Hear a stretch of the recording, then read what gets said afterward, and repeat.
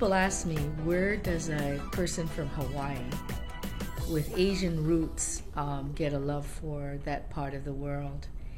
And it was from dance. A big hobby of mine was dance. And when I came to Seattle for graduate work in the 60s, Seattle was a hotbed of folk dance. And so I got involved in folk dance. And folk dance meant dances from many countries, but the big favorite were the dances from the Balkans, the Greek, the Bulgarian, the Macedonian, the Croatian, the Serbian dances. So I joined a group called Koleda. This was in 1968, and we traveled actually in the Balkans to learn Balkan dance, and we lived with villagers, and we went to festivals, and this was in the summer of 68 and also in the summer of 70.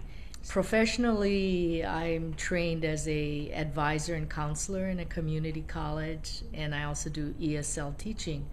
So that was my job, but this was my avocation and my passion, and doing dance and learning about the culture.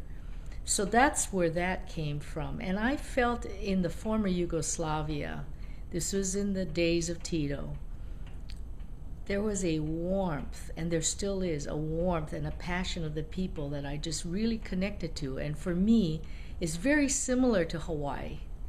A lot of hospitality, warmth, and strength of family. So it resonated with me. At that time, I wasn't really walking strongly with the Lord. I wasn't going to church, but the Lord got my attention in 1980, and I was already in my 30s. I came back to the Lord, and I started going to church again. I started going to University Presbyterian Church in Seattle. I was in Seattle because I was doing graduate work. And then what happened was I heard about the war in Bosnia, and my heart broke, because I knew, had a feeling for the people there. And then at our church, a Balkan task force was started. This was in 1996. I also volunteered to go to Croatia on a 2-week mission to serve at the Life Center. And this was they were serving Bosnian refugees on the coast, giving them a free vacation. Anyway, that was my introduction, was in 1996. And after that, I was a member of the task force at our church. And what we do is we meet monthly. We pray for the people of the region. We pray for God's work in the region. We send teams. We educate ourselves on what is going on there. We have fundraisers, and we try to support different work. And one of our top priorities is reconciliation, because we know how important it is. And that can only be done with God's grace. So a Christian movement that is doing reconciliation in the Balkans is what we are behind. And that's how we connected with the ROM ministry, Renewing Our Minds. In fact, when the ministry was first started in 99, Vesna Vuletic from the Life Center came and visited Seattle, and she stayed in our home. And so from the very beginnings, we were very interested and involved in the ROM ministry as well as other ministries. We help support internships of young Christian leaders in Serbia through InterVarsity. We have done some humanitarian aid projects like Winter Helps in Sarajevo through the Sarajevo Baptist Church. So various things. And I have led women's teams to help encourage and disciple women in that region.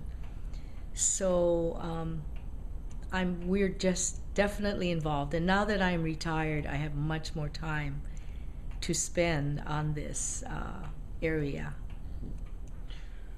I first became interested in the Balkans because of my wife's interest, and she had gone there shortly after the ending of the war, and invited me to go along and take a trip through the Balkans. So in the year 2006, I was in Fužine visiting, and met Tihomir Kokolja and saw the facility that they were using for the Rom gathering.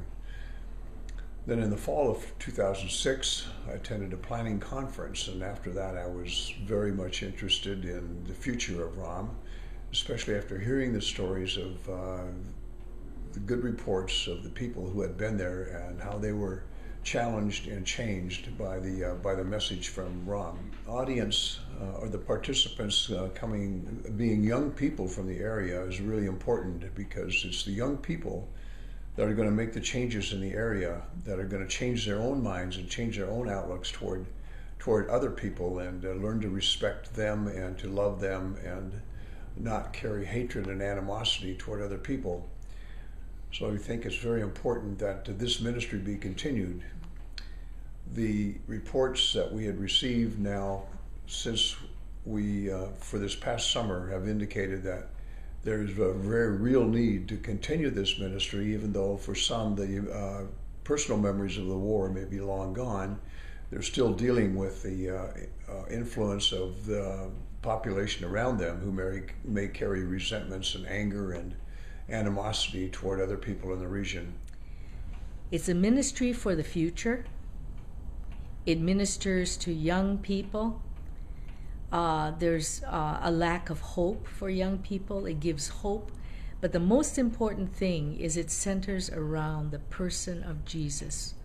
We know people that have deepened in their faith. We know people that are now asking questions. And these are people that are going to be the future leaders of their country. And we have gotten to know individually some of the young people. As I began to get more interested in Rom, and I began to get involved in the management or the organization of Rom, and we spent considerable time, and it was an area which I could bring some of my skills to, such as budgeting, forecasting, business planning, and I was able to sit down with Tihomir and work out some planning for the future. And then we finally came to a realization that we needed to have a board.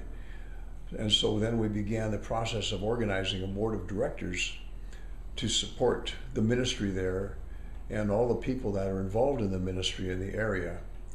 We felt that this was very, very necessary, and Tihomir was the one that came to us with a request, feeling that definitely he had the need for the support of a board and a group of people that could work with him on moving forward and developing the future for Rom, not only in the Balkans, but also in other areas that appeared to have a need for this type of a conference.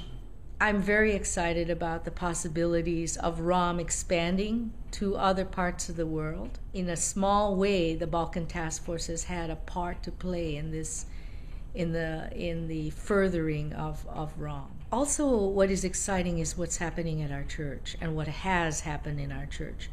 What we have done is sent teams, university teams, to the Balkans as well as other parts of the world. But there have been teams that have gone to Bosnia, there have been teams that have gone to Serbia, and also to Rom, to help with Rom in Croatia. And some of these people have become short-term missionaries in the region, but also active in the task force. And I see that as a healthy involvement of the church, and I see future involvement and interest. So I'm excited by that, and hopefully this will reach out into other congregations as well. We spent then our first year getting all of our certifications that were necessary and getting our submittals to the government for the registration as a certified nonprofit organization.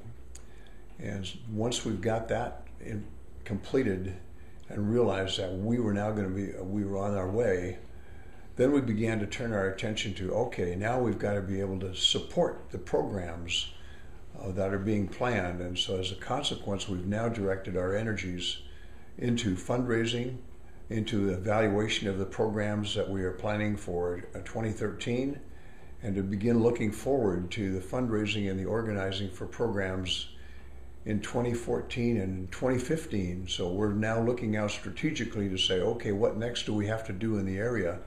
And we're looking at new initiatives to be instituted, such as a community service program, such as community coordinators in the region, and we're really looking forward to now branching out into other areas, possibly the Middle East or Africa, and also to establish a much stronger presence and an ongoing presence in the Balkans through the use of our country coordinators. We support indigenous ministries. This is an indigenous program. We have a lot of American support, but it was started in the Balkans. It is led by people from there, and that is so important for us. The key for me is that it keeps being centered, Christ-centered, in a real way. Not just using the name, allowing people to ask the questions. And it's the heart of the gospel, which people see in the people that are running and organizing the ministry.